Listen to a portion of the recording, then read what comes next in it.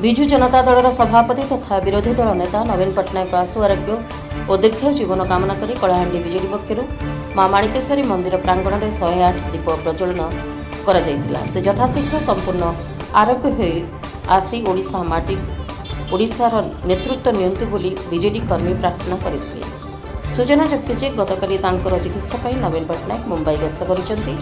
से मुंबई स्थित कोकिलाबेन धीरुभाई अंबानी हॉस्पिटल में चिकित्सित हेबे। नवीन तांको निवास विमान बंदर बाहर बेले हजार हजार समर्थक एकाठी होते। विमान बंदर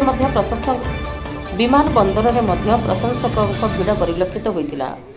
कलाहांडी बीजेडीर यह समूह दीपदान कार्यक्रम में पुराध्यक्ष विष्णु प्रधान, वरिष्ठ बीजेडी नेता प्रदीप मूल, शारदा प्रसन्न स्वाई, धर्मेन्द्र नायक, युव बीजेडी सभापति आदित्य नंद, राज्य छात्र बीजेडी कार्यकारी सभापति अविनाश ठाकुर, जिला महिला सभानेत्री ललिता नायक, राज्य युव वरिष्ठ उपसभापति मंटू नायक, पूर्वतन पौराध्यक्ष संयुक्ता बेहेरा, सविता प्रधान, युव नेता प्रशांत नायक, मनेन्द्र महांती, सामंत खमारी, क्षीरसिंधु नायक, सुनंदा साहू, समिता नायक, उदय सुनानी, चक्र सेठी, मधु नाग, रंजुक्ता प्रधान, शिवा साहू, समिता महापात्र प्रमुख अंशग्रहण करथिले।